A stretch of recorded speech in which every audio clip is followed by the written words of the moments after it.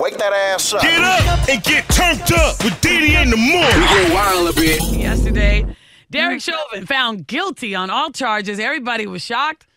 We're also relieved. Couldn't believe it. Well, of course, we had to bring this man in, civil rights attorney Lee Merritt, everybody. All right. My dude. Lee, let's talk. First of all, did you ever think that the jury would find him not guilty at all? Did you think that, what were your thoughts? Let me just put it that way. Yeah, of course. In this country where less than 2% of police officers are ever convicted of anything, let alone homicide charges, it crossed our minds that this jury could go the wrong direction. But you all know that we've been at this for a while. So we saw the conviction of Roy Oliver for the murder of Jordan Edwards, a historic conviction. We saw the conviction of Amber Geiger for the murder of Botham Jean. We've seen the indictment of Aaron Dean, the indictment of the officer who murdered Jonathan Price. We've seen indictments all across one of the most racist states in the country, one of the most pro law enforcement states in the country. And so we know that there's certain things that you can do to ensure a just outcome. It's not consistent enough. We're nowhere close to the celebratory point, but we're looking for ways to change this culture. Just last night, another 16-year-old girl was killed in Columbus, Ohio, by law enforcement, and the cycle of death continues. So when you talk about that, though, when you're saying it looks like there's some change, is it because of the videotaping nowadays? Is that what's helping a lot more? I have sort of a 4-point discussion, I guess, around what's changed. Video and community engagement is at the top of that chart. Mm-hmm. Our investment, paying attention, puts pressure on local prosecutors to do their job right. In this case, we didn't have a local prosecutor, and I think that's another solution. They went to the Attorney General's office, and the Attorney General appointed 2 special prosecutors who did a phenomenal job, better than we've seen law enforcement do on a local level. Okay, so everybody, we are talking to civil rights attorney Lee Merritt, of course, and we're talking about the outcome yesterday of the trial. Derek Chauvin, again, found guilty of killing, of course, George Floyd. Now, here's the other thing. This is what everybody's trying to figure out, because what was it, Jay? We were all talking about it yesterday. Maxine Waters. Everybody said, oh, Maxine now. Mama Maxine scared us, right? Can they appeal now? That's what everybody's talking about. What's going to happen next? They appeal in every single case. Amber Geiger is still in the midst of her appeals.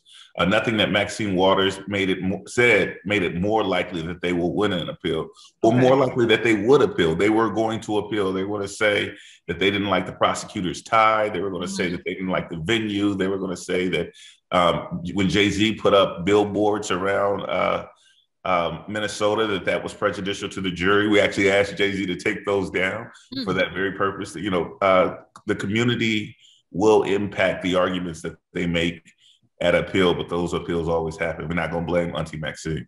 Okay. All right. So okay. Well, I know we got to go to another break. So go ahead, DeDe. No, you're fine. Go ahead.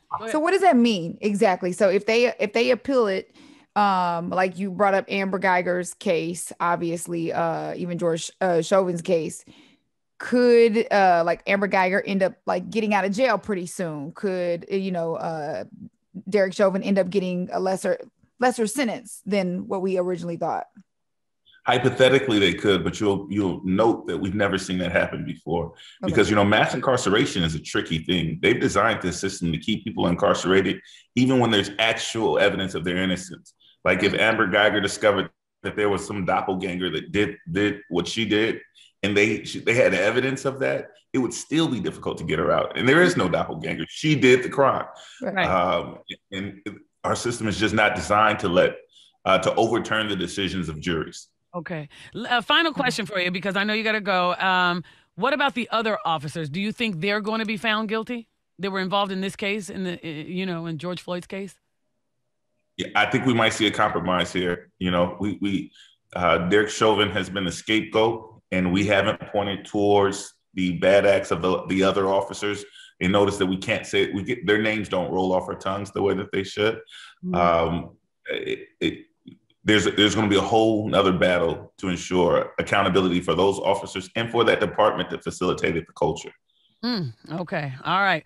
Well, civil rights attorney Lee Merritt, and by the way, you referenced just now in the interview about the 16-year-old girl in Columbus, Ohio. Are you going to Columbus? Are you going to be involved with this case at all?